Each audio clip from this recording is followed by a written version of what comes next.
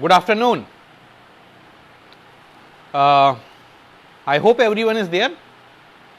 I am really thankful to Brightland School to give me this opportunity to meet young minds and their parents, of course. So my suggestion is all the parents who are there, they must first of all call their parents or anyone in the home who is basically decision maker in their home, and if possible take a pen and paper also. So whenever you get whatever you want to know, I'll describe it and you write, because I want not only you to get the answer, but I want you to decide today. If you have to decide your stream, it should be, you should decide it today. If you want to decide your career, you should decide it today. So whatever queries, whatever questions, whatever you have, please keep writing here. So how many students are there along with parents? I mean, if you are here along with your parents, please write yes in the comment box, so that I would know whom I am addressing. I need to address the parents. Unfortunately, this is not a two-way system where actually I can understand whether you are sitting with your parents or you are sitting alone. So if you have not called your parents in, then probably my suggestion is, why don't you call your parents also, so that we are together. And whatever questions specifically you want me to cover in Hindi, probably you can type that also. So to start with, what should I continue? I should speak to you in English or Hindi, because we need to check the comfort level of your parents and everyone in the family. The aim is the communication and not the language. So shall we switch to Hindi? ठीक है, हम यहाँ पर English और हिंदी दोनों का mix प्रयोग करेंगे.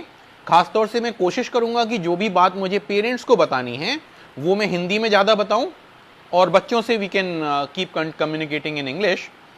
सो जो भी आपकी क्वेरीज हों, because in this medium really it's difficult to understand, you know, what are your queries, and my aim is not to give you anything but what do you want. And when I am speaking to you, I am actually speaking to each one of you alone. So don't think there is anybody else between I and you and your family, right? So I am speaking to a family, one to one. So you need not to worry about others. If a question is important to you, please write it here. Do not worry about the others, what they will think or whether they would be interested in knowing whatever you are asking or not. I am giving this answer to you individually. To start with, when we are talking about choosing a stream, तो सबसे पहली गलती हम लोग stream choose करने में क्या करते हैं? तो हम ऐसा करते हैं, क्या करना चाहिए वो हम बाद में डिस्कस करते हैं. At least we should start with क्या नहीं करना चाहिए. तो सबसे पहला क्या नहीं करना चाहिए, हमें अपने मार्क्स के आधार पर प्री कंसीव्ड नोशन दिमाग में नहीं रखना चाहिए कि अगर हमारे 90% से ऊपर आ रहे हैं तो हमें साइंस लेना है, उससे नीचे आ रहे हैं तो हमें कॉमर्स लेना है, उससे और नीचे आ रहे हैं तो हमें आर्ट्स लेना है. This is very very bad and old way of thinking, I would rather say, rather than wrong. It is more old. It is 2 generation old. Second, और हम क्या गलती करते हैं यहाँ पर, हम दूसरी गलती यहाँ पर करते हैं, हम सब्जेक्ट के हिसाब से डिसाइड करते हैं कि हमें कौन सा सब्जेक्ट पसंद है. अब यहाँ पर पसंद का मतलब क्या हुआ, यहाँ पर पसंद का मतलब हुआ राइट नाउ करंट नॉलेज और करंट लाइकिंग या इंटरेस्ट. अब प्रॉब्लम क्या है, जो आपका मैथ्स का लेवल क्लास 10th में है, that has nothing to do with 11th and 12th.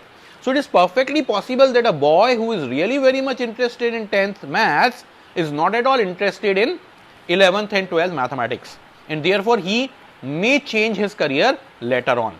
So liking is not the main question here. Then how should we actually start? According to me, first of all you should start thinking about your long term career, because you should not take a stream because you like it. You should take a stream because you want to become somebody. So when you want to become somebody after certain time, you need to decide it today. Second, गलती हम जो करते हैं वो क्या करते हैं, हम ये मान के चलते हैं कि अगर हमने एक पर्टिकुलर सब्जेक्ट ले लिया तो हमारे सारे ऑप्शंस खुले हुए हैं. नहीं, हमें लगता है ऑप्शंस किसी भी सब्जेक्ट में सारे नहीं खुलते. Second, there is no point unnecessarily delaying the process, procrastination का कोई फायदा नहीं है। हम क्या करते हैं, हमें आज डिसाइड करना पड़ेगा कि हम लाइफ में क्या बनना चाहते हैं, तो हम इसको आगे खिसकाने के लिए सेफ साइड खेलना चलते हैं। आप तो सर ये बता दो, हमें ऐसा करियर बता दो, ऐसे सब्जेक्ट्स बता दो जिससे हम बाद में कोई भी सब्जेक्ट में स्विच कर सकें, और इसकी वजह से हम गलत चीज ले लेते हैं, ज्यादा डिफिकल्ट ले लेते हैं, अपनी लाइकिंग से अपोजिट ले लेते हैं, सिर्फ एक बात के लिए, ताकि मुझे आज डिसाइड ना करना पड़े।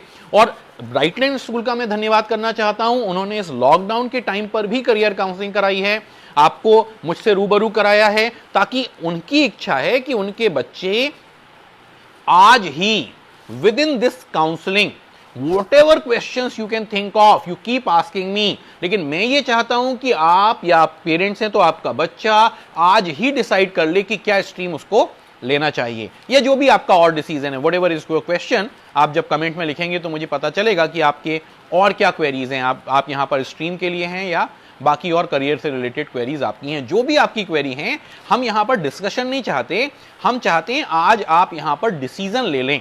जो भी आपको डिसीजन लेना है, उसमें जो भी अड़चन आती है, जो भी क्वेरीज आपको चाहिए, अगर वो आज सॉल्व नहीं हो सकती तो वो कल भी सॉल्व नहीं हो पाएंगी। तो इसीलिए क्यों ना हम आज ये अपने मन में संकल्प लेकर बैठे कि आज इसको आर या पार करना है।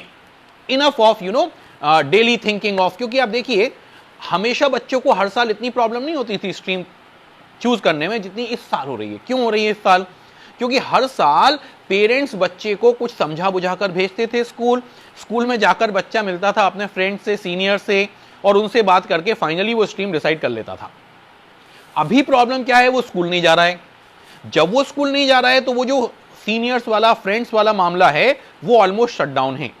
और जब बच्चे एक दूसरे से आजकल पूछ रहे हैं फोन पर, व्हाट्सएप पर, अदर कम्युनिकेशन मीन से कि भाई तू क्या ले रहा है, मैं भी वही लूंगा, सामने वाला बोलता है I am yet to decide. तो हो क्या रहा है, ये जो पूरी प्रोसेस है डिसीजन मेकिंग की, ये सिर्फ इंडिविजुअल की लेट नहीं हो रही है। इस लॉकडाउन के पीरियड में पूरी की पूरी जो एक फ्रेटर्निटी है, पूरा का पूरा जो एक ग्रुप है, वो पूरा ही कंफ्यूज्ड है। आज एक बंदे से बात करता है, कुछ और सोचता है, कल एक टीचर से बात करता है, कोई और सोचता है। और मजे की बात क्या है, करियर काउंसलिंग और मेडिसिन, ये दो ऐसी फील्ड हैं जिसमें हर व्यक्ति करियर काउंसलर है और हर व्यक्ति डॉक्टर है। आपने अपनी बीमारी किसी को बताई नहीं कि उसका सॉल्यूशन आना शुरू हो जाता है।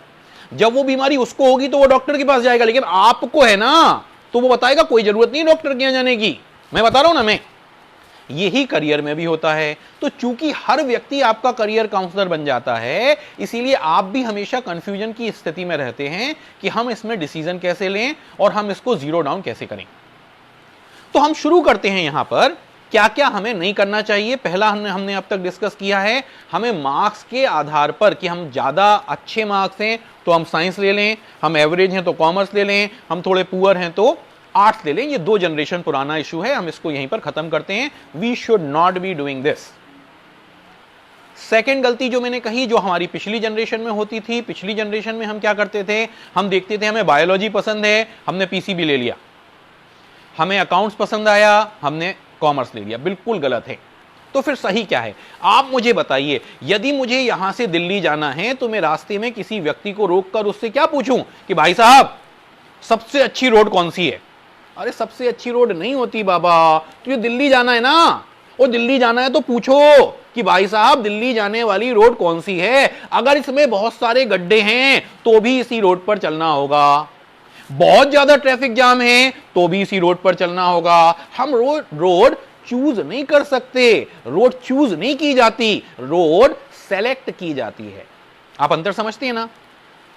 मेरे पेन का अगर ढक्कन गुम गया तो क्या मैं आपसे यह कहूंगा कि भाई साहब सबसे अच्छा ढक्कन देखा है आपने कहीं, कोई बढ़िया सा ढक्कन देखा है आपने कहीं? नहीं। मेरे पेन का ढक्कन अगर गुम गया तो ये चूज नहीं करना, मुझे सेलेक्ट करना है, मैच करना है। तो मैं आपसे पूछूंगा भाई साहब आपने मेरे पेन का ढक्कन देखा है क्या? तो क्या हुआ, ये जो ढक्कन है क्या ये मेरे पेन से मैच करता है? यस। आपका करियर भी भाई आपसे मैच करना चाहिए। आपका जो करियर है वो आप बाजू वाले के पेन का ढक्कन ले लोगे तो ये काम नहीं बनेगा। आपका फ्रेंड क्या ले रहा है, this has nothing to do with you. ठीक है। नेक्स्ट, आपके पेरेंट्स ने क्या लिया था, आपके बड़े भाई ने क्या लिया था, आपके पूरे खानदान ने क्या लिया था, भैया जेनेटिक्स का इसमें कोई रोल नहीं है। मैंने ऐसे बहुत बच्चे देखे हैं जिसके मम्मी और पापा दोनों गोल्ड मेडलिस्ट थे, डॉक्टर्स थे, और बच्चे को जबरदस्ती साइंस दिला दी, वो 11th में फेल हो गया। तो ऐसा कुछ भी नहीं है। अनदर पॉइंट, पेरेंट्स, फादर या मदर कुछ बनना चाहते थे, किसी परिस्थिति के कारण, पैसा नहीं था, रिस्पॉन्सिबिलिटीज ज्यादा थी, whatever it is. One common thing, career counsellors नहीं थे, वो तो ऑफ कोर्स पिछली जनरेशन में नहीं थे। और भी ऐसी बहुत सारी चीजें थी जिसके कारण आपके पेरेंट्स का कोई एक सपना अधूरा रह गया। बहुत नेचुरल है कि पेरेंट्स अब आपसे वो अपना सपना पूरा करना चाहें। भैया अगर आपने पेरेंट्स का सपना पूरा कर दिया, आपके सपने का क्या होगा? तो मेरा सजेशन पेरेंट्स से है कि आपके सपने का जो हुआ सो हुआ, please take care of your बच्चे का सपना। सो फोकस ऑन बच्चे का सपना, फोकस ऑन क्या बच्चा बनना चाहता है, लेना चाहता नहीं। क्या मैंने ये नहीं कहा बच्चा कौन सा सब्जेक्ट में इंटरेस्टेड है, मैंने कहा बच्चा क्या करना चाहता है। नंबर 2, बच्चे का जो करियर बच्चा करना चाहता है, जो आपसे डिस्कस कर रहा है, क्या उसकी पर्सनालिटी उस चीज से मैच कर रही है। बच्चा जो चाहता है वो कहीं उसका इन्फैचुएशन तो नहीं है, उसका पैशन है या नहीं है, उसकी स्ट्रेंथ से मैच करता है कि नहीं है, उसकी कोई ऐसी बड़ी वीकनेस तो नहीं है जिसके कारण जो वो सोच रहा है वो कभी सही नहीं हो सकता। तो अब आपको ये ध्यान देना है, अगर आपका बच्चा मार्केटिंग में जाना चाहता है तो क्या वो एक्सट्रोवर्ट है, कहीं वो गुमसुम तो नहीं है, कहीं वो लोगों से बात करने में तो नहीं डरता, कहीं उसको स्टेज फियर तो नहीं है। आपका बच्चा सॉफ्टवेयर इंजीनियर है तो कहीं ऐसा तो नहीं कि वो बहुत ज्यादा एक्सट्रोवर्ट है, बार बार लोगों से बात करने जाता है, तो फिर सॉफ्टवेयर में कैसे काम करेगा, रिसर्च में कैसे काम करेगा। वहां तो इंट्रोवर्ट लोग चाहिए। जो 10-10, 12-12 घंटे तक एक स्क्रीन पर काम कर सकता है, ऐसा बच्चा सफल सॉफ्टवेयर इंजीनियर बन सकता है, ऐसा बच्चा सफलतापूर्वक किसी भी रिसर्च प्रोजेक्ट में जा सकता है। तो आपको यह ध्यान देना है कहीं ऐसा ना हो कि जिस टाइप का आपका बच्चा है और वो कुछ और सोचकर कोई और करियर एस्पिरेशंस आपके दिमाग में बना ले। तो ऐसा कोई भी क्वेश्चन है तो I would suggest you please type your comments in the comment box. आप अगर कमेंट बॉक्स में अभी लिखेंगे तो आई एम श्योर कि I will try to answer it here itself. और हम क्या गलतियां करते हैं, और हम गलती करते हैं जब हम किसी एरिया को चूज करते हैं, हमने उसको मैच भी कर लिया, मैच करने के बाद मेरे ख्याल से आप शायद कोई कमेंट अगर लिख रहे हैं तो मुझे अभी तक कोई कमेंट दिखाई नहीं दिया है। मेरी सेटिंग में शायद कुछ प्रॉब्लम है, let me check once because there are some comments which I can not see, so I would like to answer your queries. Let me put another phone here. Monika Chanana ji कहती हैं, sir I have chosen PCM but I am really confused about my career. आपको मुझे थोड़ा detail में बताना पड़ेगा क्या आपको कंफ्यूजन है। आपने PCM लिया है, यहां तक मुझे बात समझ में आ रही है, आप कंफ्यूज्ड हैं, yes I want to help you, but आपको बताना पड़ेगा what is this confusion. Tushar Singh लिखते हैं, what are the best demanding courses in the upcoming years. देखिए तुषार जी, बहुत सारे अपकमिंग कोर्सेज आएंगे, उन सबका आपसे कोई लेना देना नहीं है। प्लीज अंडरस्टैंड, आपका एम कोर्स करना नहीं है, आपका एम कुछ बनना है, और जो बनना है वो आपकी एबिलिटी से मैच करना चाहिए। अगर वो आपकी एबिलिटी से मैच नहीं करता है तो कोई भी फायदा नहीं है। वो बहुत अपकमिंग हो सकता है, उसमें बहुत सारी वैकेंसी निकलेंगी, उसमें बहुत सारा पैसा होगा। मान लीजिए आपकी मैथ्स अच्छी नहीं है फॉर एन एग्जाम्पल, और डेटा एनालिटिक्स का बहुत अच्छा टाइम आने वाला है, लेकिन जिसकी मैथ्स अच्छी नहीं है वो डेटा एनालिटिक्स में कुछ नहीं कर पाएगा, उसी करियर में सारी दुनिया कमाएगी, आप नहीं कमाओगे। यार क्या फायदा है ऐसे करियर से, आप उसको मैच करो। There is nothing which is coming in upcoming years. Sir I have chosen commerce with maths but I am confuse about my career, I am in 12th board exam. देखिए आपने 12th के board के exam दिए हैं, आपने commerce लिया है, आपके पास सारी दुनिया के सारे करियर है। मैं आपको बताता हूं आप कैसे ध्यान दो। सबसे पहले आप 4 कैटेगरी में डिवाइड करो। कौन कौन सी कैटेगरी है? एक हो गया PCM, एक हो गया PCB, एक हो गया कॉमर्स, एक हो गया ह्यूमैनिटीज। अब पांचवा जो एरिया है वो क्या है? पांचवा वो करियर है जिसमें इन चारों में से कोई भी चलेगा। पांचवा करियर कौन सा है? थंब है। पांचवा करियर जो वो है जिसमें चारों में से कोई भी चलेगा। कौन कौन से करियर हैं ये? आप मैनेजमेंट में जा सकते हो, एमबीए में जा सकते हो, कुछ भी ले लो, बीए ले लो, बीकॉम ले लो, बीएससी ले लो, कोई भी ले लो, बीटेक ले लो, एमबीबीएस ले लो, आप मैनेजमेंट में जा सकते हो, आप लॉ में जा सकते हो, है ना, आप होटल मैनेजमेंट में जा सकते हो, आप जर्नलिज्म में जा सकते हो। तो ये कौन कौन से करियर ऑप्शन हो गए? Career neutral. आपने कौन सी स्ट्रीम ली इससे इस करियर का फर्क नहीं पड़ता। तो फिर फर्क क्या पड़ता है? मैं आपको बहुत क्लियर बताता हूं। इंजीनियरिंग करना है तो पीसीएम, डॉक्टर लेना है, आपको बिजनेसमैन बनना है या आपको बिजनेस में जाना है, आपको इंजीनियर की तरह, अगर मैं देखता हूं आपको एक पंखा दिखाता हूं, चलो ये पंखे में आपको क्या दिख रहा है? तो सबसे पहले आपको मोटर देख रहे हो, आप पंखे में ये देख रहे हो इसकी मोटर कितनी अच्छी है, इसका कैसे रोटेट करती है, उसका प्रिंसिपल क्या है, तो आपको इंजीनियरिंग में जाना है, राइट। अगर आपको पंखा देख के ये समझ में आता है कि कितने का होगा, कहां सस्ता मिलेगा, इसमें प्रॉफिट मार्जिन कैसे होगा, कितने का खरीद के हम कितने का बेच सकते हैं, अगर आपके दिमाग में मनी पहले आता है, टेक्नोलॉजी बाद में आती है, तो आप कॉमर्स टाइप के स्टूडेंट हैं। लेकिन अगर आपको देखकर डिजाइन पहले आती है, यार इसकी डिजाइन बड़ी अच्छी है, इसकी जगह अगर इसकी सर्कुलर होती तो ज्यादा अच्छा होता, भैया आप ह्यूमैनिटीज के लिए ही बने हैं। किसी का भी करियर कितना अच्छा कितना खराब हो जाए कोई फर्क नहीं पड़ता। अगर आपकी पर्सनालिटी आपके करियर से मैच करती है तो कोई भी फर्क नहीं है। मैक्सिमम करियर आज के जमाने के ऐसे हैं जिनमें मैथ्स वाले भी चलते हैं, कॉमर्स वाले भी चलते हैं, ह्यूमैनिटीज वाले भी चलते हैं। तो ममता जी आपने बात की है, आपने अगर कॉमर्स लिया हुआ है आपके बच्चे ने, तो वो बच्चा कॉमर्स की सारी चीजों में तो जा ही सकता है। वो इन्वेस्टमेंट एनालिसिस में जा सकता है, फाइनेंशियल एनालिसिस में जा सकता है, सीए में जा सकता है, सीएस में जा सकता है, कॉस्ट अकाउंटेंसी में जा सकता है, वो management, law, hotel management, journalism, इन सारी चीजों में भी जा सकता है। So it is career neutral. Commerce में सबसे ज्यादा स्ट्रीम्स होती हैं, कॉमर्स में सबसे ज्यादा फ्लेक्सिबिलिटी होती है। तो बिल्कुल आपने सही करियर चूज किया है, कोई प्रॉब्लम नहीं है। I want to know the career which would be in scope in upcoming years. फिर से आप समझिए, ऐसा कोई भी एक करियर नहीं है जो आगे आने वाले 50 साल चलेगा। सबसे पहले आप दिमाग से निकाल दो, पिछले 50 सालों में कौन सा ऐसा करियर था, आप बताओ। जो आज करियर अच्छे हैं ना, वो 50 साल पहले समझ ही नहीं सकता था कोई। आज से 20 साल पहले, 25 साल पहले नहीं समझ सकता था। अगर 25 साल पहले हम आपको समझाने की कोशिश करते कि मोबाइल टेक्नोलॉजी होगी, आप बोलते मोबाइल क्या होता है, तब तो लैंडलाइन होता था, 10-10 साल में वेटिंग लगा के मिलता था। आप देखिए डेटा एनालिटिक्स, आज की डेट में हम बात करते हैं, आज की डेट में अच्छे करियर की हम डिजिटल मार्केटिंग की बात करते हैं, कुछ भी नहीं था। 20 साल पहले ये कुछ भी नहीं था, फेसबुक नहीं था, ट्विटर नहीं था, व्हाट्सएप नहीं था, ये जिस प्लेटफॉर्म पर हम आज बात कर रहे हैं ये नहीं था। तो हम आज कैसे बता सकते हैं कि आज से 20 साल बाद क्या होगा?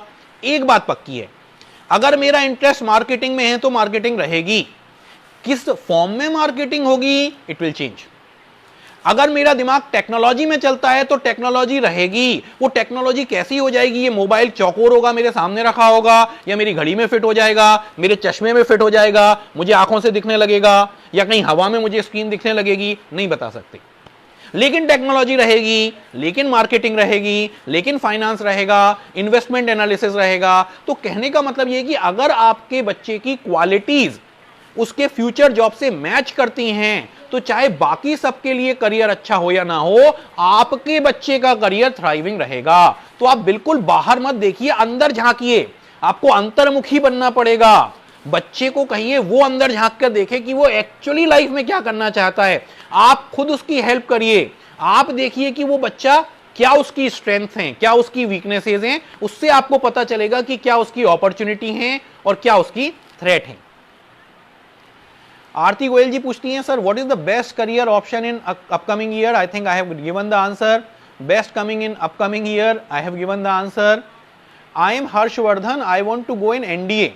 Very good, please suggest what is the requirement. देखिए एनडीए के एग्जाम में आपको कंपटीशन फेस करना पड़ेगा। उस कंपटीशन में जो सबसे ज्यादा डिफिकल्ट एरियाज हैं वो है मैथ्स और जीके। तो मैथ्स और जीके अगर आपके बच्चे का है तो डेफिनेटली वो बहुत अच्छे से एनडीए क्रैक कर सकता है। एनडीए अभी फिलहाल गर्ल्स के लिए नहीं है, it is only for the boys, of course unmarried, तो बच्चे अनमैरिड ही हैं। तो अनमैरिड बॉयज ही सिर्फ एनडीए दे सकते हैं। आपका बच्चा मैथ्स में अगर अच्छा है तो ही आप उसको एनडीए के लिए भेजिए, अगर मैथ्स में अच्छा नहीं है तो आप उसके लिए जबरदस्ती ना करिए। ममता जी कहती हैं sir my interest is in accounts and maths, which course should I prefer after 12th? Of course देखिए, अभी आपने अकाउंट्स लिया और मैथ्स लिया, तो इसका जो सबसे अच्छा कॉम्बिनेशन है वो या तो आपको मिलेगा बीबीए में या मिलेगा बीकॉम में, तो या फिर तीसरा आप 12th के बाद डायरेक्टली सीए की भी तैयारी कर सकते हैं। तो तीनों में से किसी भी एक फील्ड में आप जा सकते हैं। अकाउंट प्लस मैथ्स के लिए इमेंस अपॉर्चुनिटीज हैं, सबसे ज्यादा अपॉर्चुनिटीज हैं डेटा एनालिटिक्स में, क्योंकि data analytics is the near future. मैंने आपको बोला, मैं नहीं बता सकता आपको एक्चुअली कि 20 साल बाद कौन सा करियर चलेगा, 25 साल बाद कौन सा करियर बनेगा, जब आपका बेटा किसी कंपनी का सीईओ बनने की कोशिश करेगा उस समय कौन सी चीज थ्राइविंग होगी। लेकिन हां, अगले 4 साल 5 साल में डेटा एनालिटिक्स बूम पर रहेगा। लेकिन मेरा सजेशन है सिर्फ वही बच्चा उसमें जाए जिसकी मैथ्स अच्छी है, और मैथ्स प्लस अकाउंट्स अच्छा है तो बहुत ही अच्छी बात है। What are the skills required for the student of management? देखिए सर, स्टूडेंट ऑफ मैनेजमेंट के लिए इन जनरल अगर हम बात करते हैं, वैसे तो आजकल मैनेजमेंट की स्ट्रीम भी सर इतनी ज्यादा हो गई हैं कि उनमें भी within those also there are different streams we need. लेकिन अगर हम बेसिक्स मान के चलते हैं, मैं आपको मेन मोटी मोटी 2-3 बता देता हूं। अगर आप मार्केटिंग में जाना चाहते हैं, आपकी कम्युनिकेशन स्किल्स अच्छी होनी चाहिए, कॉन्फिडेंस अच्छा होना चाहिए, आपकी पीपल स्किल्स बहुत ज्यादा अच्छी होनी चाहिए, आपका व्यक्तित्व ऐसा होना चाहिए कि आप लोगों से मिलकर काम करना चाहें, आप अकेले मशीन पर ना लगे रहें। आपकी मैथ्स और अकाउंट्स बहुत अच्छी होनी चाहिए, जो अभी किसी बच्चे ने कहा आपकी मैथ्स और अकाउंट्स बहुत अच्छे हैं तो आप फाइनेंस में बहुत अच्छा कर सकते हैं। एक्सट्रोवर्ट टाइप के भी जॉब्स फाइनेंस में बहुत हैं और इंट्रोवर्ट टाइप के भी बहुत हैं, तो एक्सट्रोवर्ट इंट्रोवर्ट का फर्क इसमें फाइनेंस में नहीं पड़ता। एचआर फील्ड में अगर आप जाना चाहते हैं, आपकी पीपल मैनेजमेंट की स्किल्स बहुत ही अच्छी होनी चाहिए। मैथ्स से कोई लेना देना नहीं है, जिन बच्चों का मैथ्स अच्छा नहीं है, marketing and HR are very very good for them, कोई मैथ्स से इन दोनों में लेना देना नहीं है। आप इसके अलावा अगर आपकी मैथ्स अच्छी है तो आप आईटी में जा सकते हैं, आप मैनेजमेंट में आईटी ले सकते हैं या बिजनेस डेवलपमेंट में जा सकते हैं। तो most of the career options in management are related to people management, and whenever we are talking about people management, communication skills is the key. Sir I have chosen commerce, this is perfect for Delhi police. देखिए, Delhi police का कोई लेना देना नहीं है, आपने maths लिया है, कॉमर्स लिया है, इंग्लिश लिया है, आर्ट्स लिया है, कोई फर्क नहीं पड़ता। इनफैक्ट आप जितने भी गवर्नमेंट जॉब्स हैं, है ना, गवर्नमेंट जॉब में आप किसी में भी जाओगे, आप बैंक का एग्जाम दे दो, आप एसएससी का एग्जाम दे दो, आप आईएएस का यूपीएससी का एग्जाम दे दो, आप यूपीपीसीएस का एग्जाम दे दो, दिल्ली पुलिस का दे दो, मेट्रो का दे दो, रेलवे का दे दो, पोस्ट ऑफिस का दे दो, इन सबको चाहिए 50% से ग्रेजुएशन। लेकिन हैविंग सेड ऑल दिस, जब आप कॉम्पिटिटिव एग्जाम के लिए जाओगे तो कॉम्पिटिटिव एग्जाम में आपको सेक्शन मिलेंगे मैथमेटिक्स, इंग्लिश, रीजनिंग और जीके। तो इसका मतलब यह है कि आपकी 10th तक की मैथ्स तो अच्छी इनमें सब में होनी चाहिए, लेकिन 11th और 12th की मैथ्स का कोई खास लेना देना इससे है नहीं।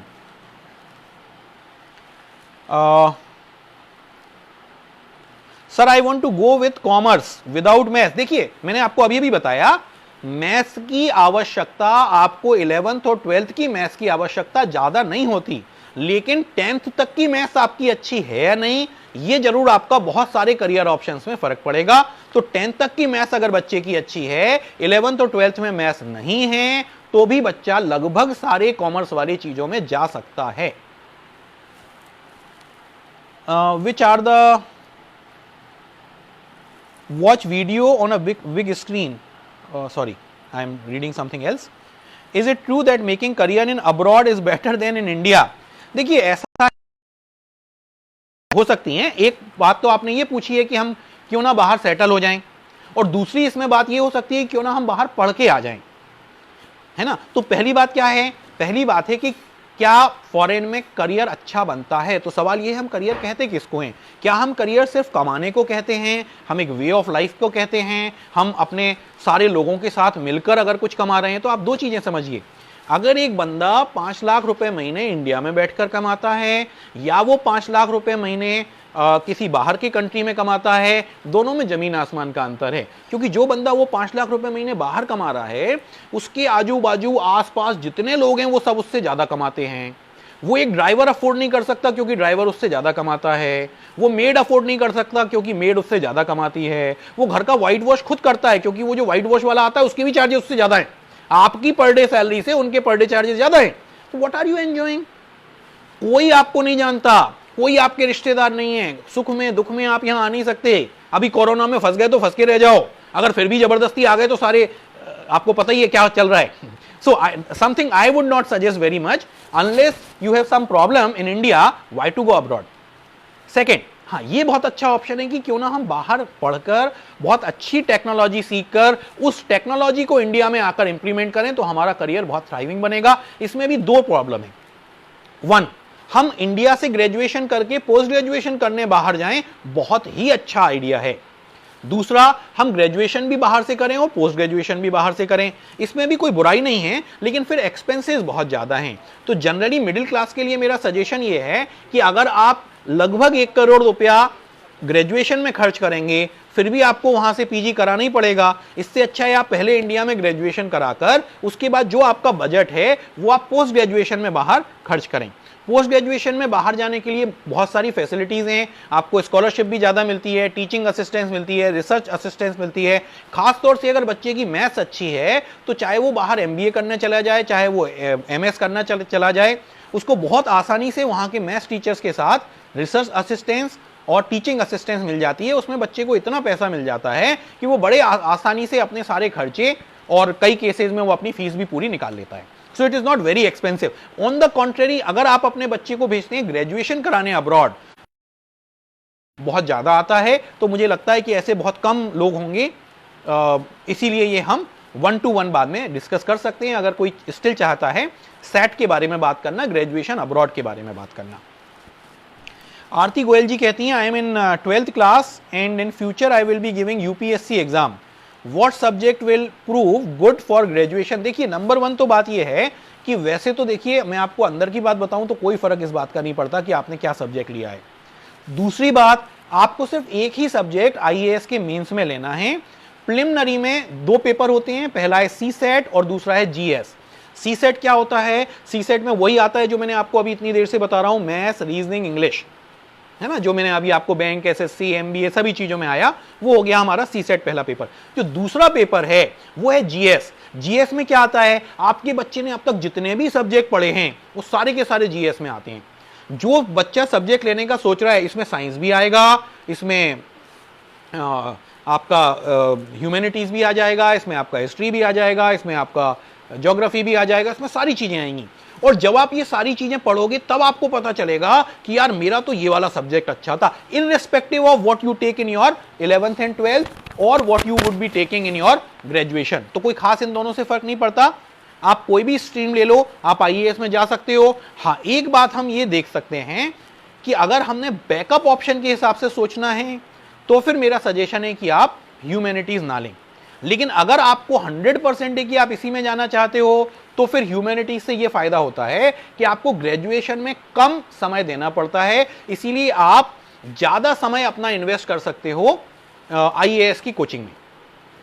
या आप बीच का रास्ता ले सकते हो, आप कॉमर्स ले सकते हो जहां पर आपको इतना ज्यादा एंगेज भी नहीं होना पड़ेगा जितना साइंस के स्टूडेंट्स को होना पड़ेगा, क्योंकि क्लियरली ये बात थोड़ी सी पक्की है कि साइंस के स्टूडेंट्स को ज्यादा समय अपने 11th 12th में और ग्रेजुएशन में बिताना होता है।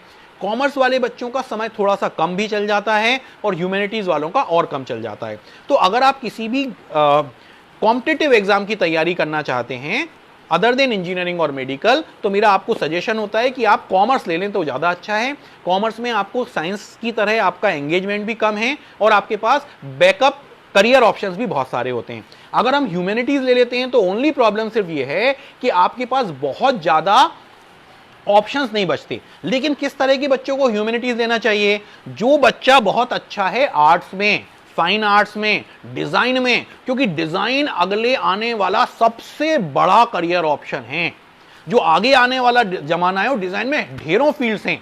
आप इंडस्ट्रियल डिजाइन में जा सकते हैं, आप ऑटोमोबाइल डिजाइन में जा सकते हैं। बहुत सारे बच्चे क्या करते हैं, ऑटोमोबाइल डिजाइन पसंद है, क्या करते हैं, मैकेनिकल ले लेते हैं, ऑटोमोबाइल इंजीनियर। अरे भैया, ऑटोमोबाइल इंजीनियरिंग में आपको इंटरेस्टेड होना चाहिए इंजन डिजाइन में, कार की डिजाइन में नहीं। अगर आपको कार की डिजाइन अच्छी लगती है, ह्यूमैनिटीज ले लो आप। कोई प्रॉब्लम नहीं है, आप एनआईटी जाओ, वहां से आप डिग्री लो, आपको अच्छा बढ़िया ऑफर मिलेगा किसी बढ़िया कार डिजाइन कंपनी में काम करने का। आप दिलीप छावड़िया ज्वाइन कर सकते हो बॉम्बे में, who is the best designer of cars in India. Anyway, so मेरा कहने का अर्थ ये है कि अगर आप आईएएस में जा रहे हो, अगर आपको पक्का है कि आपको कोई बैकअप नहीं चाहिए, आप उसी फील्ड में जाओगे, वैसे ही जाओगे, ह्यूमैनिटीज बेटर है, आप थोड़ा सा अपना बैकअप ऑप्शन लेकर चलना चाहते हो और आपको इंजीनियरिंग मेडिकल में ज्यादा इंटरेस्ट नहीं है, तो मेरा सजेशन है आप कॉमर्स लीजिए। Sir I want to go, एक और दिवाकर अरोड़ा जी का क्वेश्चन है। दिवाकर अरोड़ा जी का क्वेश्चन है,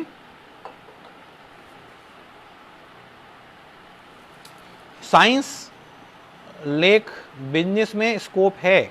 साइंस लेकर बिजनेस में स्कोप है? देखिए, बिजनेस का साइंस से, आर्ट से, कॉमर्स से, किसी चीज से कोई लेना देना नहीं है। सबसे पहले हम ये समझ लेते हैं। हाँ, बिजनेस का अगर लेना देना है तो एमबीए से तो हो सकता है, लेकिन एमबीए का भी लेना देना इन तीनों चीजों से नहीं है। तो आप बीएससी करके एमबीए करोगे, बीटेक करके एमबीए करोगे, बीए करके एमबीए करोगे या बीकॉम करके एमबीए करोगे, कोई खास फर्क नहीं पड़ता। हाँ, बिजनेस की अंडरस्टैंडिंग में थोड़ा सा कॉमर्स वाले को ज्यादा आसानी होगी एमबीए के समय पढ़ाई करने में, है ना, क्योंकि उसने बीएसटी वगैरह पढ़ा हुआ होगा।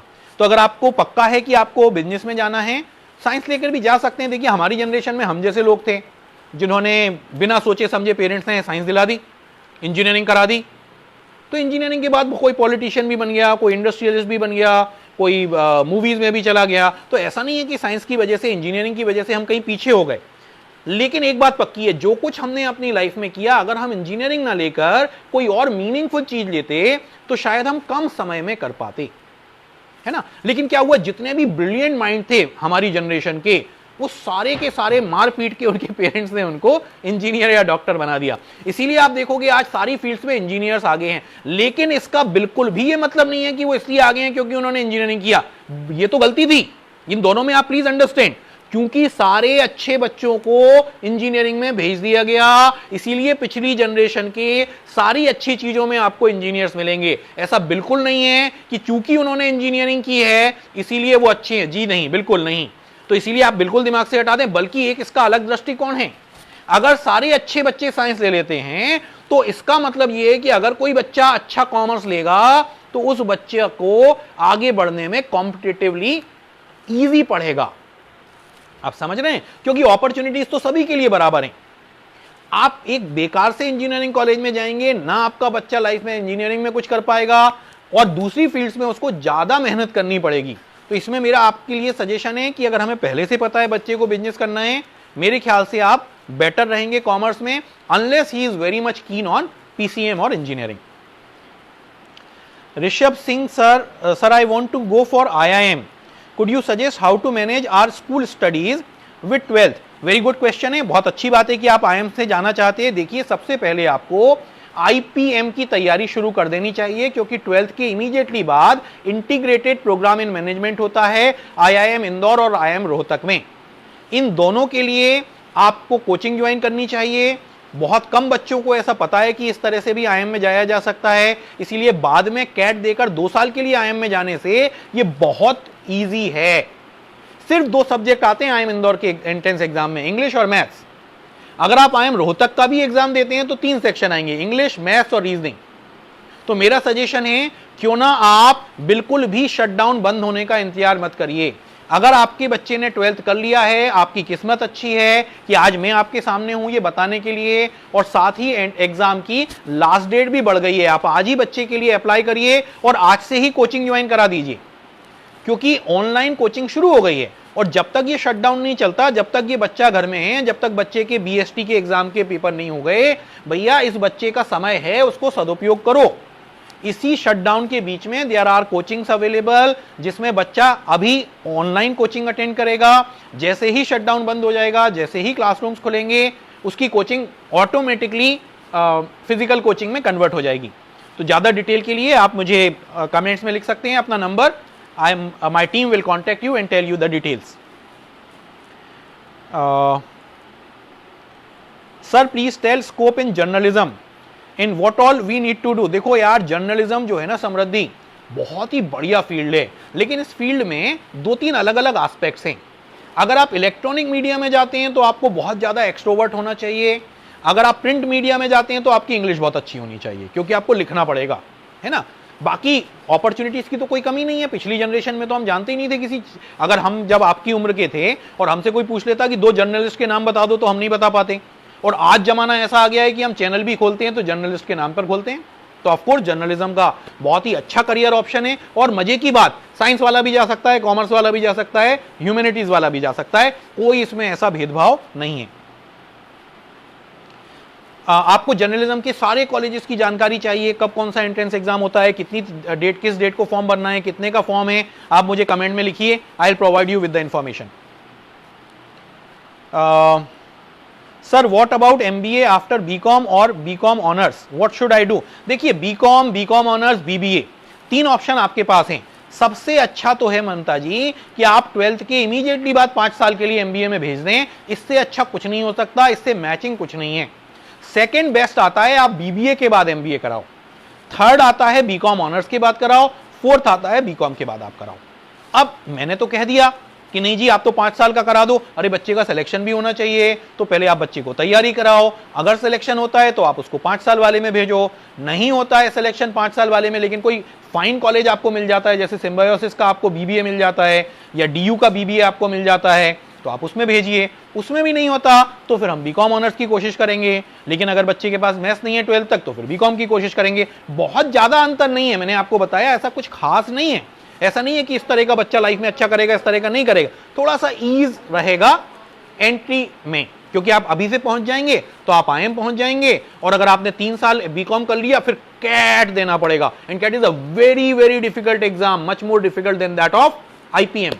तो आप कोशिश करिए कि अगर आपको आईएम में ही भेजना है तो अभी भेज दो ना। आप अपने डिसीजन टालिए मत। जितने पेरेंट्स मुझे सुन रहे हैं आज, मैं सभी से एक बात कहना चाहूंगा, आप जितनी जल्दी डिसीजन लेंगे उतना डिसीजन सही होगा। क्योंकि बहुत सारी बार क्या होता है, हम ये जो डिसीजन को टालने की हमारी आदत है, ये डिसीजन को टालने की एबिलिटी हमसे हमारे बच्चों में शिफ्ट हो जाती है, और हमारे बच्चे की लाइफ की सबसे बड़ी प्रॉब्लम नॉन डिसीजन मेकिंग बन जाती है। तो please you take decision, help your child to take early decision, सोच समझ के डिसीजन लीजिए, आगे चेंज नहीं करना पड़े, लेकिन प्लीज डिसीजन लीजिए। ऐसा ना हो कि अच्छा डिसीजन लेने में, आराम से डिसीजन लेने में आप कहीं अनडिसाइसिव भी रह जाएं। संगीता जी ने पूछा है इन फ्यूचर, मुझे पूरा नहीं समझ में आया संगीता जी, अच्छा आपने पहले भी लिखा था। Sir I had taken humanities in 12th but I am having interest in hacking and computer technology, so what can I do? देखिए संगीता जी फिर तो सब कुछ गड़बड़ है, क्योंकि अगर आपने हैकिंग में इंटरेस्ट है और आपने ह्यूमैनिटीज ले ली है तो आपका करियर एक लेवल से ज्यादा ऊपर नहीं बढ़ सकता। आपको हैकिंग में इंटरेस्ट आ सकता है, आप जैसे तैसे आप पूरी सारी चीजें समझ सकते हैं, लेकिन जब भी आप अच्छी कंपनी में जाएंगे आपको इंजीनियर होना जरूरी है। वो भी नहीं होगा तो कम से कम साइंस वाला होना जरूरी है। अगर आप किसी कंपनी से प्रोजेक्ट लेंगे वहां भी आपको प्रॉब्लम आएगी, मतलब पूरी लाइफ स्ट्रगल रहेगा आपका। अगर आपने बिना साइंस के हैकिंग जैसे आप फील्ड में चले जाएंगे तो बहुत ही मुश्किल से ये आपका काम होगा। ये थोड़ा सा मामला गड़बड़ है। अब आप ले चुके हैं और अगर आपका इंटरेस्ट आपने अब जागृत हुआ है तो मैं चाहूंगा संगीता जी जो आपने किया। मैं बाकी सभी पेरेंट्स को एक बार फिर से बोलना चाहूंगा यही बात, please take decision on the right time, वरना आप भी मुझसे कुछ साल बाद ये क्वेश्चन पूछेंगे कि हमने डिसीजन ये ले लिया, हम करना ये चाहते हैं। अगर आपका कंप्यूटर्स में इंटरेस्ट है प्लीज गो फॉर पीसीएम। अगर आप कंप्यूटर्स में लाइफ में कुछ करना चाहते हो प्लीज गो फॉर पीसीएम। अगर आप ऐसा नहीं कि सर मैं कॉमर्स में जा रहा हूं लेकिन मुझे मैंने कहीं से कोर्स कर लिया है और मैं कोडिंग करना चाहता हूं, अरे भैया नहीं बनेगा करियर, बहुत प्रॉब्लम होगी। पिछली जनरेशन में बन जाता था, अब नहीं बन सकता। ऐसी बिल्कुल गलती आप मत करो, जल्दी से जल्दी डिसीजन लो और फिर उस डिसीजन पर आप फर्म रहो। सचिन त्यागी जी कहते हैं is maths required for banking and सीएसीएस in class 11th? नहीं जी, सीएसीएस में अगर आपके पास 11th में मैथ्स थी तो आपको आसानी इसलिए नहीं होती कि आपने 11th की मैथ्स पढ़ी है, उल्टा है, क्योंकि आपकी मैथ्स अच्छी थी इसीलिए आपने मैथ्स ली थी, और वो सीए के आखिरी वाले पेपर्स में मैथ्स काम आ जाती है। तो जिसकी 10th तक की मैथ्स अच्छी थी उसको इस बात से फर्क नहीं है कि उसने 11th 12th में मैथ्स ली थी या नहीं ली थी। इंपॉर्टेंट ये है कि अगर आप सीए में जा रहे हो तो भैया 10वीं तक की मैथ्स अगर आपकी अच्छी नहीं है तो मेरा सजेशन है आप सीए में मत जाओ। दूसरी बात, अगर पढ़ाई आपका बहुत ज्यादा स्ट्रांग एरिया नहीं है तो आप सीए में बिल्कुल मत जाना, क्योंकि आज की डेट में सीए का मतलब है जिंदगी भर पढ़ाई करना। हाँ जी, सीए को जिंदगी भर पढ़ाई करनी पड़ती है, क्योंकि हर साल आप देख रहे हैं रूल्स चेंज हो रहे हैं। पहले बच्चों ने पढ़ा था सेल्स टैक्स, पहले बच्चों ने पढ़ा था सर्विस टैक्स, आपको पता है आज क्या आ गया, जीएसटी। तो क्या करेगा वो सीए? वो जितनी भी सेल्स टैक्स उसने सीखा था, सर्विस टैक्स उसने सीखा था, वो सारी की सारी किताबें उठा के रद्दी वाले को दे दी और बाजार से खरीद के लाया है जीएसटी की किताबें। अब पढ़ेगा, पता नहीं कितने साल चलेगा।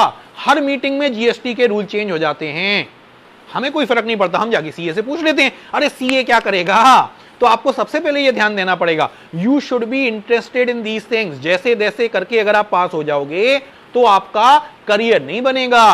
सीए की तरह करियर बनने में दोनों चीजें होनी चाहिए, आपकी मैथ्स बहुत अच्छी होनी चाहिए और आपकी लेटेस्ट टैक्सेशन, लेटेस्ट पॉलिसीज की आपकी जो इंटरेस्ट है वो आप लाइफ भर रख पाओ, इतना आप में जुनून होना चाहिए। अगर वो जुनून नहीं है तो भैया उस रास्ते निकलना मत।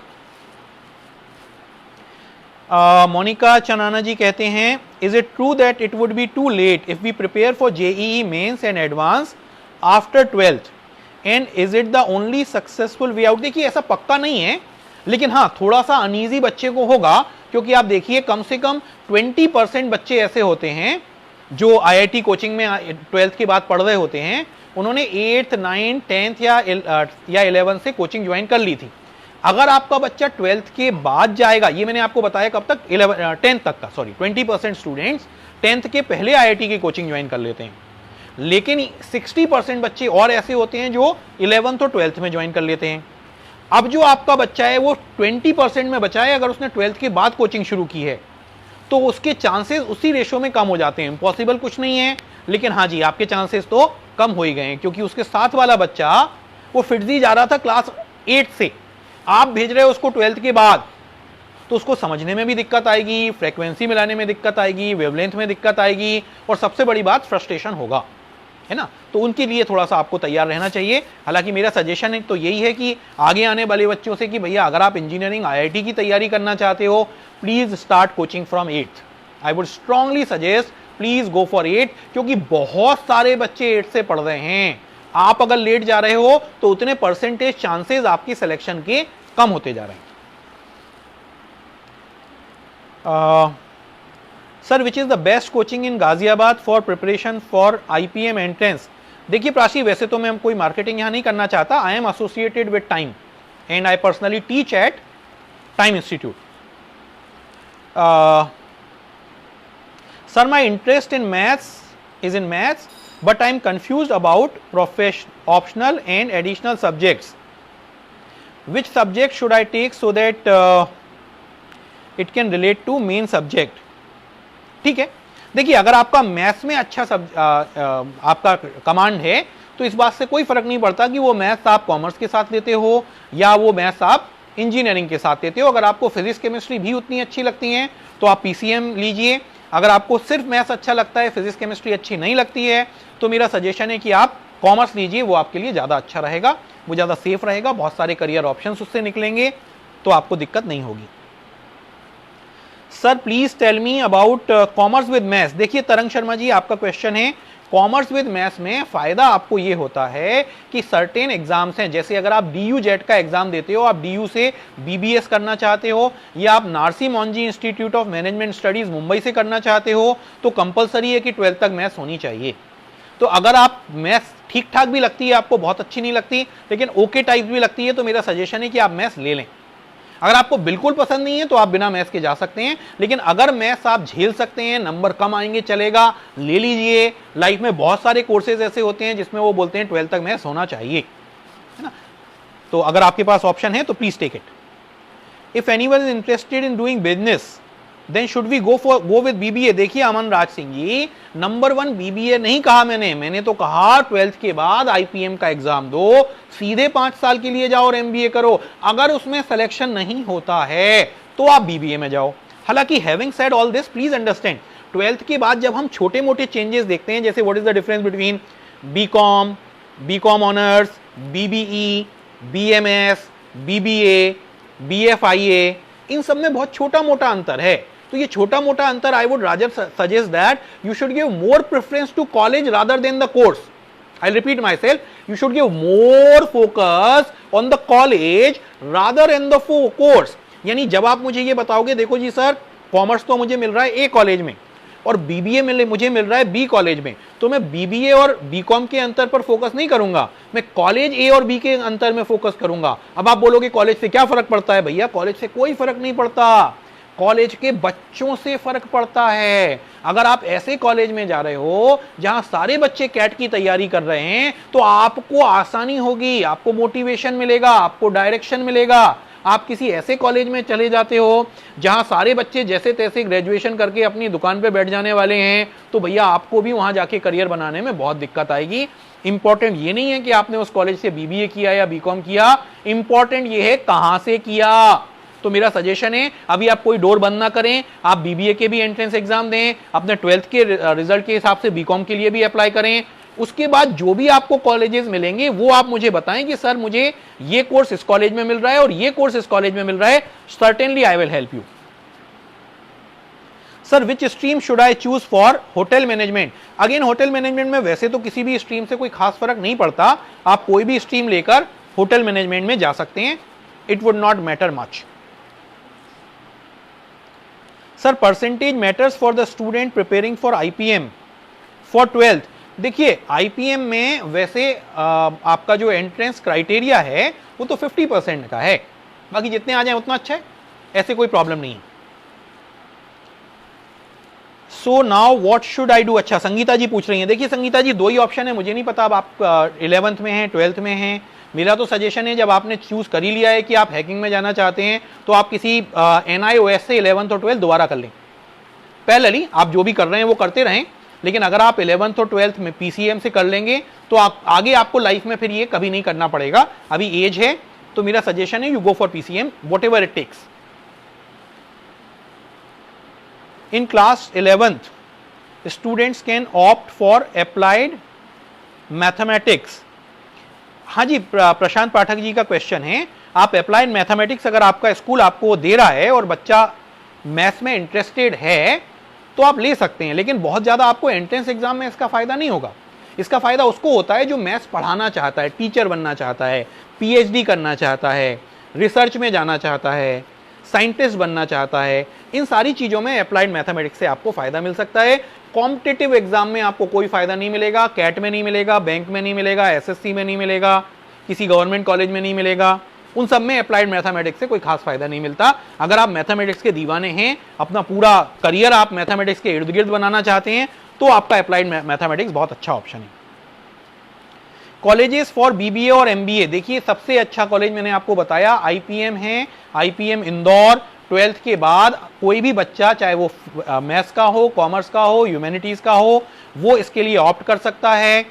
उसका सिलेक्शन अगर IIM इंदौर में भी नहीं होता है, उसका सिलेक्शन अगर IIM रोहतक में भी नहीं होता है, तो फिर वो सिम्बायोसिस के लिए, नार्सी मोंजी के लिए, DU जेट के लिए, BBA के लिए अप्लाई कर सकता है। डिपेंडिंग ऑन आपको कौन कौन से कॉलेजेस मिलते हैं, आप मुझे कांटेक्ट कर सकते हैं। आपके नंबर किसी कॉलेज में बहुत अच्छे कॉम्पिटिटिव एग्जाम में कम रह जाते हैं, तो और भी ढेरों कॉलेजेस हैं जो उस कम स्कोर को एक्सेप्ट करेंगे। आप मुझे कमेंट में लिख सकते हैं, I will definitely certainly help you. Sir what to do after 12th for bank exam? Mamta ji कोई फर्क नहीं पड़ता।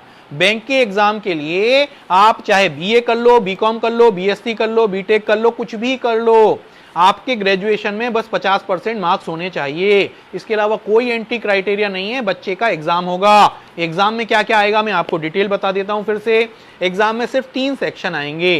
पहला सेक्शन होगा मैथ्स। मैथ्स में क्या क्या आएगा? परसेंटेज आएगा, प्रॉफिट एंड लॉस आएगा, सिंपल इंटरेस्ट, कंपाउंड इंटरेस्ट आएगा, time and work, time and distance, average mixture allegation आएगा, यानी कक्षा 10 तक की मैथ्स आएगी।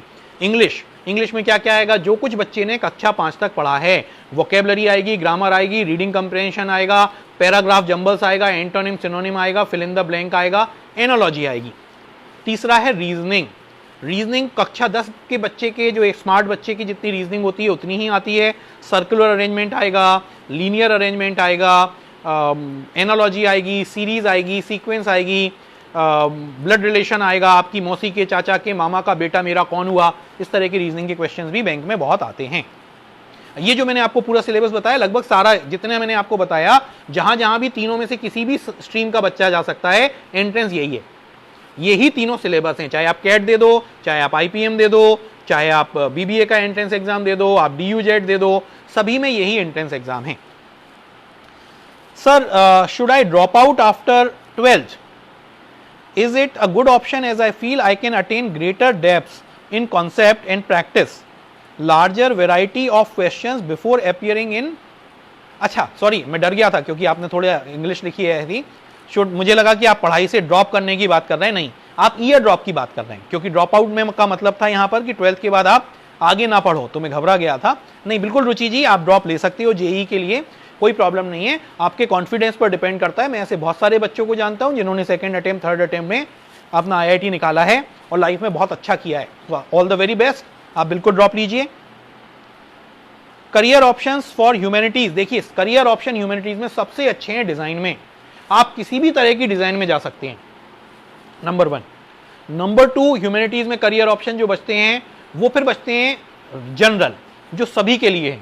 सभी के लिए क्या क्या है? कोई भी स्ट्रीम लेके आप टीचर बन सकते हो। हालांकि मेरा सजेशन हमेशा क्या होता है, टीचर ही बनना है तो आप किसी प्रोफेशनल कोर्स के टीचर बनो। बहुत इजी है प्रोफेशनल कोर्स के बाद टीचर बनना, कोई कंपटीशन नहीं है, इज्जत ज्यादा मिलती है, पैसा ज्यादा मिलता है, एंट्री आसानी से होती है। आपने एमबीबीएस कर ली, आप मेडिकल को पढ़ाना चाहते हो, आपने लॉ कर लिया, आप लॉ को पढ़ाते हो, या आपने इंजीनियरिंग कर लिया, आप इंजीनियरिंग कॉलेज में पढ़ाते हो। This is much easier, competition is much easier than humanities, कि आपने हिस्ट्री पढ़ लिया और आप हिस्ट्री को पढ़ाना चाहते हो। तो भैया जितने बच्चे आपके साथ हिस्ट्री में बैठेंगे उस सारों के पास लगभग टीचिंग एक बड़ा करियर ऑप्शन है। इसलिए एक वैकेंसी आएगी, पूरे 60 बच्चे अप्लाई करेंगे, इसीलिए it would be very very difficult. So my suggestion is, if you want to go for teaching, go for a professional course rather than humanities. Humanities क्यों लेना चाहिए? 3 रीजन से आपको humanities लेना चाहिए। नंबर 1, आप 100% आपको पक्का है कि आप सिविल सर्विसेज में ही जाओगे, आपको बैकअप ऑप्शन नहीं चाहिए, तो आप ह्यूमैनिटीज ले सकते हो। नंबर 2, आप डिजाइन में बहुत अच्छे हो, फाइन आर्ट्स में बहुत अच्छे हो, आप ह्यूमैनिटीज ले सकते हो। नंबर 3, आप लिखने में बहुत अच्छे हो, आप बहुत अच्छे राइटर हो, तो ह्यूमैनिटीज से आपके रास्ते ज्यादा खुलते हैं। नंबर 4, आप साइंस नहीं संभाल पाओगे, आप कॉमर्स नहीं संभाल पाओगे, या आप किसी ऐसे कॉम्पिटिटिव एग्जाम की तैयारी करना चाहते हो जिसमें बहुत बहुत घंटे देने पड़ेंगे, तो उस केस में आप बहुत ज़्यादा पढ़ाई अपने ग्रेजुएशन की या 11th 12th की नहीं करना चाहते हो, तो आप ह्यूमैनिटीज लेना चाहिए आपको। करियर ऑप्शंस इन, ये हो गया what to do graduation for merchant navy. देखिए मर्चेंट नेवी में भी आप किसी भी ग्रेजुएशन के बाद जा सकते हैं, कोई ऐसा खास प्रॉब्लम नहीं है पूजा मित्तल जी, कोई ऐसा फिक्स नहीं है, लेकिन बहुत सारी merchant navy colleges maths compulsory मांगते हैं, तो आप पीसीएम ले सकते हैं, आप कॉमर्स के बाद भी मैथ्स ले सकते हैं। हाँ, सर्टेन अगर आप वैकेंसी ऐसी होती है, सर्टेन पोजीशंस ऐसी होती है मर्चेंट नेवी में जिसमें वो फिजिक्स भी मांगते हैं, तो उसके हिसाब से अगर आपको पक्का है कि आपको मर्चेंट नेवी में जाना है तो physics chemistry maths would be a safer choice than others. But ऐसा नहीं है कि बाकी लोग मर्चेंट नेवी में नहीं जा सकते। अमन राज सिंह कहते हैं, sir could you tell more about के बारे में? एफिशिएंट बता चुका हूं, लेकिन फिर भी अगर आपको आईपीएम के बारे में और ज्यादा पता करना है, वो अभी आने वाली है। इसकी जो अभी डेट आई है वो 24 मई आई है। मोस्टली इसके चांसेस हैं कि वो आगे बढ़ जाएगी। आपको अच्छा है कि आप आज ही से प्रिपरेशन भी शुरू करो, इसका फॉर्म भी भर दो, और हो सके तो कोचिंग क्लास भी ज्वाइन कर लो। इमीडिएटली अगर आप इसमें मेहनत करेंगे तो आपको सफलता मिल सकती है। लेकिन जो भी शटडाउन का पीरियड है, आपको पूरा टाइम पढ़ाई में लगाना पड़ेगा। अगर आप आईपीएम के बारे में सोच रहे हो तो आप ऐसा नहीं कर सकते कि आप टाइम पास भी कर लो। I am sure you must have been bored with time pass, right? क्योंकि अब तो शटडाउन में आपके पास ज़्यादा ऑप्शन है नहीं। तो अगर आप इस शटडाउन को अच्छे से यूटिलाइज कर लो तो मेरी इच्छा है कि आप क्यों ना ऐसा इस सेशन की वजह से अगर आप आईपीएम में पहुंच जाओ तो पूरी लाइफ मुझे ये सेशन याद रहेगा कि एक बच्चा मेरे कारण उसने IPM का एग्जाम दिया एंड फाइनली उसने मुझे बताया कि आई फाइनली गॉट सेलेक्टेड। तो I would be really really really very very happy if you do that. Rishabh Singh ji कहते हैं और give another try for same entrance. नहीं, मैं सीक्वेंस आपका भूल गया हूँ ऋषभ जी, आपसे क्या बात हुई थी पहले। ऋषभ ने लिखा था sir is it necessary to have plan B who is preparing for entrance. नहीं, कोई ऐसी जरूरत नहीं है। देखो मजे की बात क्या है, प्लान बी हमेशा प्लान ए में निहित होता है। जैसे जब आप IIT की प्रिपरेशन करते हो तो आपको प्लान बी थोड़ी रखना पड़ता है। अगर आपका IIT में नहीं हुआ तो आपको NIT मिल जाएगा, NIT नहीं मिला तो कोई गवर्नमेंट कॉलेज मिलेगा, वो भी नहीं मिलेगा तो यार प्राइवेट मिलेगा ही, तो प्लान बी की क्या जरूरत है। सिमिलरली इसी तरह से आपने IPM की तैयारी की तो आपको IPM नहीं मिला, आपको सिम्बायोसिस मिलेगा, वो भी नहीं मिला आपको क्राइस्ट मिलेगा, अलायंस मिलेगा, UPAS मिलेगा, कहीं ना कहीं आप जाओगे, ये मेरी गारंटी है। अगर आपने ठीक ठाक से मेहनत की है तो ऐसा बिल्कुल नहीं होगा कि आपने IPM की तैयारी की आपको मिला ही नहीं, आपने IIT की तैयारी की आपको इंजीनियरिंग में हुआ ही नहीं। तो लगभग सारे कोर्सेज ऐसे हैं जिनमें कोई ना कोई करियर ऑप्शन है। हाँ, ये जो ऐसे एग्जाम्स हैं जिनमें 4 या 5 साल बाद आपको पता चलता है कि आपका पूरा हुआ या नहीं हुआ, जैसे CS हो गया, इन दोनों में आपको प्लान बी के बारे में सोचना पड़ेगा, क्योंकि अनफॉर्चुनेटली ऐसा नहीं है कि अगर आप ऑलमोस्ट CA हो तो आपका कोई भी करियर है, आपका कोई करियर नहीं है। Then you should have plan B. So only in the case of I would say जो मुझे अभी करियर ऑप्शंस नजर आ रहे हैं, अदरवाइज आप मुझे कमेंट में पूछ सकते हैं, सिर्फ CA और CS में ऐसे करियर ऑप्शंस हैं जिसमें आपको प्लान बी चाहिए। बाकी आई डोंट थिंक कि आपको किसी और में भी प्लान बी। सिमिलर कौन राणा जी कहते हैं what are the benefits of becoming CA। देखिए CA बनने के ऑप्शंस क्या क्या हैं। CA बन के फायदा ये है कि भाई आप अपनी प्रैक्टिस भी कर सकते हो, आप जॉब भी कर सकते हो, आप अपनी कंसल्टेंसी भी कर सकते हो। ये CA के फायदे हैं। आपको पूरी लाइफ स्ट्रांग रहना पड़ेगा, आपको पूरी लाइफ पढ़ाई करना पड़ेगा, ये उसके थोड़े से ड्रॉबैक हैं। एक और ड्रॉबैक ये भी है कि आपको एंड में जाके पता चलेगा कि आप CA हुए या नहीं हुए, जबकि आप अगर IIT की तैयारी करते हो, IPM की तैयारी करते हो या मेडिकल की तैयारी करते हो तो आपको पहले ही पता चल जाता है कि आपका सिलेक्शन हुआ या जाते हैं।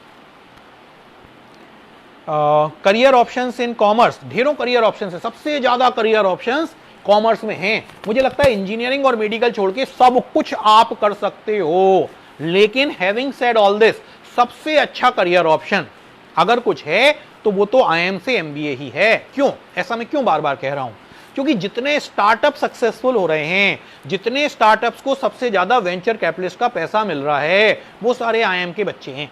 नंबर 1 सो एंटरप्रेन्योरशिप। सेकंड, जितने भी इंडिया में CEOs हैं, किसी भी चीज के हेड हैं, उनमें सबसे ज्यादा परसेंटेज जो है वो IIM के लोगों का है। यानी जब हम टॉप पर पहुंचने की बात करते हैं, अगर हम मीडियोकर बात नहीं कर रहे हैं, अगर हम खाने कमाने सो जाने की बात नहीं कर रहे हैं, अगर हम लाइफ में कुछ कर दिखाने की बात कर रहे हैं, तो उसमें सबसे ज्यादा जो अच्छा ऑप्शन है वो है IIM जाने का। सेकेंड बेस्ट ऑप्शन जो है वो है लॉ में। अगर आप क्लैट का एग्जाम की प्रिपरेशन करते हो, कोई भी कर सकता है, अगेन मैथ्स बायो कोई भी कर सकता है, कॉमर्स वाला, ह्यूमैनिटीज वाला। अगर आप लॉ करते हो, नंबर 1 आप IAS की तैयारी में आपको बहुत फायदा होगा। किसी ने अभी थोड़ी देर पहले पूछा था IAS के लिए कौन से सब्जेक्ट लें, सब्जेक्ट तो नहीं पता, ग्रेजुएशन पता है। अगर आप IAS की तैयारी करना चाहते हो तो आपके लिए सबसे अच्छा ग्रेजुएशन है लॉ। आप 5 साल के लॉ में जाइए, सारे सब्जेक्ट्स आपके आगे काम आएंगे।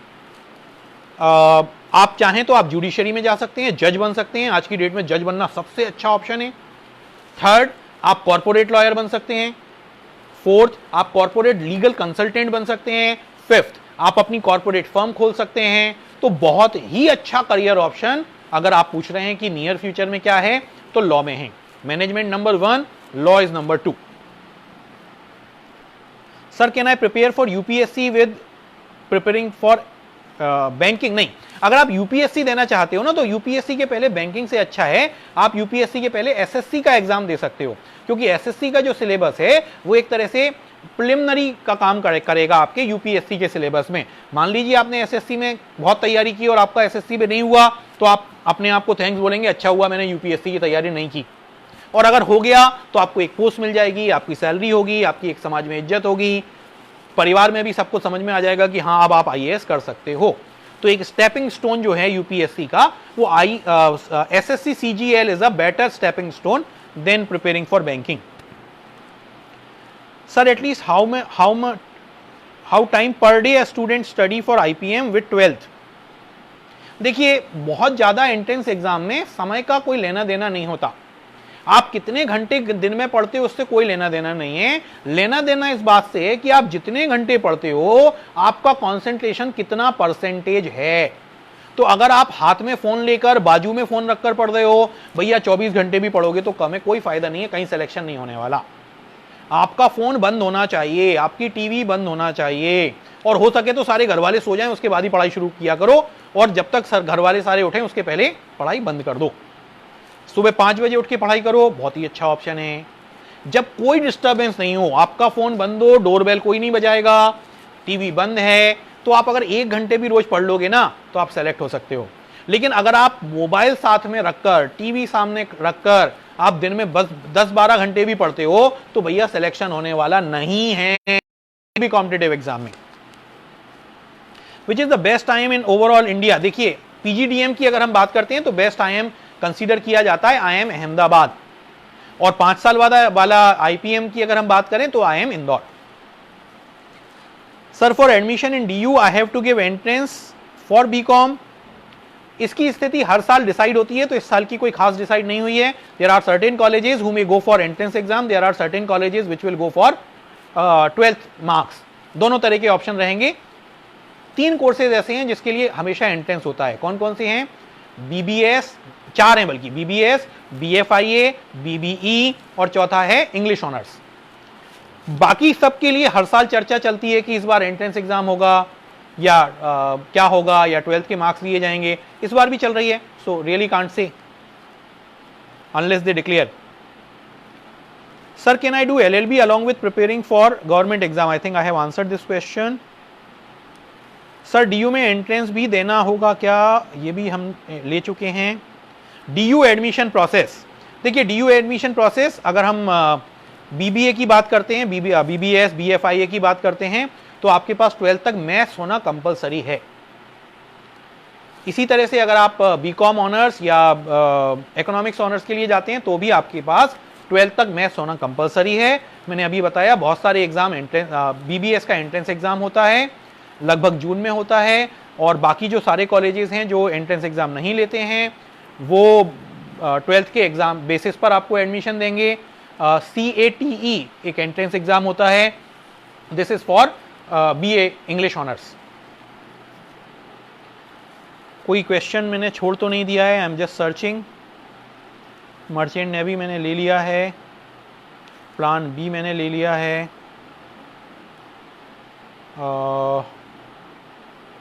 I think we have taken most of the courses, colleges। अगर मैंने कोई क्वेश्चन छोड़ दिया हो गलती से स्क्रॉल करते हुए तो please type it again in the comment box, क्योंकि जो जैसा मैं सर्च कर पा रहा हूं शायद मैंने सारे आंसर्स ले लिए हैं, बट बाय मिस्टेक कुछ छूट सकता है। आरती गोयल ने बोला है, sir in the present scenario do you feel that virtual classes can prove productivity for studies? देखिए, इसके दोनों आंसर हो सकते हैं। नंबर 1, अगर आप मुझसे ये पूछ रहे हैं कि क्या वर्चुअल क्लासेस नॉर्मल क्लासेस जैसी हो सकती हैं, आंसर इज नो। लेकिन अगर आपका ये क्वेश्चन है कि ऐसी स्थिति में जब हम नॉर्मल क्लास प्रोडक्टिव क्लासेस के लिए नहीं जा सकते हैं, ब्रिक एंड मॉर्टार इंस्टीट्यूट में नहीं जा सकते हैं, तो क्या हम इस समय को सदुपयोग कर सकते हैं वर्चुअल क्लासेस में? Answer is yes. तो दोनों इसके मिले जुले आंसर हैं। वो मजा तो ना टीचर को आ सकता है ना बच्चे को आ सकता है। मैं भी अभी आपसे बात कर रहा हूं, लेकिन अगर आप मेरे सामने होते और मेरे सामने आप मुझसे क्वेश्चन पूछ रहे होते तो मैं आपके इमोशंस भी पढ़ पाता, मैं आपकी गहराई भी समझ पाता, अपनी तरफ से इंडिविजुअली मैं 4 लोगों से क्वेश्चन पूछ पाता, है ना। तो of course limitations are there, but these limitations are not that much जिसकी वजह कौन करें। हम ये कहें कि जी हम अपनी तैयारी 2 महीने बाद करेंगे, या हम अपनी तैयारी जब ये शटडाउन खत्म हो जाएगा तब करेंगे, या हम पढ़ने तब बैठेंगे, नहीं, दैट इज रॉन्ग, है ना। तो अभी मजबूरी का नाम है, तो इसीलिए जब तक ये मजबूरी है तब तक के लिए बहुत ही अच्छा है कि मैं आपसे रूबरू हो रहा हूं। है ना। ब्राइट लाइन स्कूल का फिर से एक बार धन्यवाद करना चाहूंगा कि उन्होंने मुझे भी आपसे इंटरेक्ट करने की अपॉर्चुनिटी दी, आपको मुझसे क्वेश्चन पूछने की अपॉर्चुनिटी दी। और सबसे बड़ी बात यह है कि इस शटडाउन के टाइम पर जब हमारे पास बहुत ज्यादा प्रोडक्टिव यूज नहीं था इस टाइम का, तो हमने इनके थॉट की वजह से, ब्राइट लाइन स्कूल की पहल की वजह से इस समय का सदुपयोग कर पाया। तो ऐसे में आप सदुपयोग करें। लेकिन अगर आप लॉन्ग टर्म के बारे में सोच रहे हैं तो देखिए लॉन्ग टर्म में तो ऐसा नहीं हो सकता, क्योंकि जो एक प्रेशर बच्चे के सामने होता है, जो सामने टीचर होता है, जो उसका बिहेवियर होता है, जो उसका अनुशासन होता है, वो सब तो इसमें नहीं होता ना। तो मुझे नहीं पता आप क्या कर रहे हो, कैसे बैठे हो, सुन रहे हो, नहीं सुन रहे हो, सो तो नहीं गए, बाहर घूम घाम के तो नहीं आ गए, है ना। तो बहुत सारी चीजों का फर्क पड़ता है। So I would say that it is very important to have classroom environment for the long term, but for the short term as of now I think this digital medium is also good.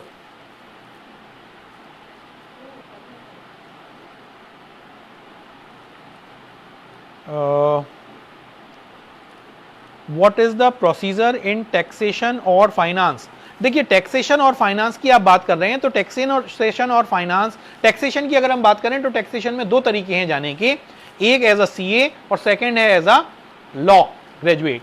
तो अभी का अगर हम scenario देखें, current scenario में आप देख रहे होंगे बहुत सारे सीएज आजकल एलएलबी करते हैं, जबकि आपको पता होगा जो सीए इंस्टीट्यूट है और जो लीगल इंस्टीट्यूट है वो ये कहता है कि अगर कोई सीए एलएलबी कर लेता है तो उसे अपना सीए का रजिस्ट्रेशन कैंसिल कराना पड़ता है। हाँ जी करते हैं, इसका कोई ऐसा रूल नहीं है कि पूरी लाइफ या तो आप सीए लिखो या आप एलएलबी लिखो। तो मैं ऐसे बहुत सारे अच्छे टैक्सेशन वाले प्रैक्टिशनर्स को जानता हूं जिन्होंने सीए के बाद एलएलबी किया, साल के 3 महीने वो रजिस्टर होते हैं सीए इंस्टीट्यूट से और साल के बाकी 9 महीने वो रजिस्टर होते हैं लीगल इंस्टीट्यूशन से। तो अगर आपके पास ऑप्शन है और आप टैक्सेशन में बहुत अच्छे हो तो मेरा सजेशन है कि आप ज्यादा फोकस करो लॉ पर। अगर आप टैक्सेशन लॉ पढ़ते हो तो आपके पास ज्यादा अपॉर्चुनिटीज हैं, आपके पास ज्यादा करियर ऑप्शंस हैं रादर देन सीए करके टैक्सेशन में जाने की। फाइनेंस की जहां तक आपने बात की है, फाइनेंस के लिए सबसे अच्छी डिग्री अगर हो सकती है तो वो है MBA in finance. How can I apply, Aarti Goyal ji आपने पूछा है how can I apply for journalism. या तो आप मुझे बताएं किस कॉलेज में आप जर्नलिज्म में अप्लाई करना चाहती हैं, या फिर प्रोबेबली बाद में मैं आपको ऑफ ट्रैक जो भी आपको जिस भी कॉलेज के बारे में पूछना है, आपको कॉलेजेस नहीं पता हैं तो I can probably tell you about the colleges. Is NDA for girls, नहीं वंश रेड्डी जी एनडीए गर्ल्स के लिए नहीं है, NDA is only for boys. हाँ गर्ल्स चाहें तो ग्रेजुएशन के बाद सीडीएस में ओटीए में जा सकती हैं, सीडीएस में ग्रेजुएशन के बाद ओटीए में जा सकती हैं और उस समय पर उन गर्ल्स के लिए मैथ्स कंपलसरी नहीं है। जो बॉयज अभी जा रहे हैं एनडीए में उनके लिए मैथ्स भी कंपलसरी है। Sir for NEET exam is maths necessary, नहीं बिल्कुल नीट एग्जाम में मैथ्स नेसेसरी नहीं है। फॉर द फिजिक्स प्रिपरेशन, देखिए फिजिक्स प्रिपरेशन में अगर आपकी मैथ्स अच्छी है 10th तक की तो आप फिजिक्स समझ पाएंगे। अगर आपकी 10th तक की मैथ्स बहुत अच्छी है फिर भी आप नीट में चले गए हैं तो आपको फिजिक्स समझने में बिल्कुल प्रॉब्लम आएगी, इसका कोई सॉल्यूशन नहीं है। लेकिन ऐसा बिल्कुल जरूरी नहीं है कि आप 11th-12th में मैथ्स पढ़ें। 10th तक की मैथ्स आपकी अगर अच्छी है तो आप उसको फिजिक्स को 11th-12th की पकड़ सकते हैं। What is the time? Okay मेरे ख्याल से 5:11 हो गया है। तो बहुत ही अच्छा सेशन रहा and I am really thankful and grateful to be with you. कोई भी आपको क्वेरी हो आप जिस भी चैनल से मुझसे जुड़े हैं आप ब्राइट लाइन स्कूल से बात कर सकते हैं। प्रशांत सर जिन्होंने मुझे पर्सनली इनवाइट किया है, प्रशांत सर से आप मेरा नंबर ले सकते हैं, प्रशांत सर के थ्रू आप मुझसे क्वेरी पूछ सकते हैं। I am really really very very thankful to Prashant sir to take this pen and I am also thankful to Brightland School to support me in this and I wish very much good luck to all the students here। बहुत कम schools ऐसे हैं जो सिर्फ अपने school curriculum के अलावा भी चीज़ों पर ध्यान देते हैं और वो भी शटडाउन के समय पर भी ध्यान देते हैं कि उनके बच्चे घर में टाइम पास तो नहीं कर रहे हैं, उनको कुछ अच्छी चीज़ मिले। तो मैं बच्चों को भी कॉन्ग्रेचुलेट करना चाहूँगा, स्कूल की टीम को भी कॉन्ग्रेचुलेट करना चाहूँगा। Thank you, thanks a lot.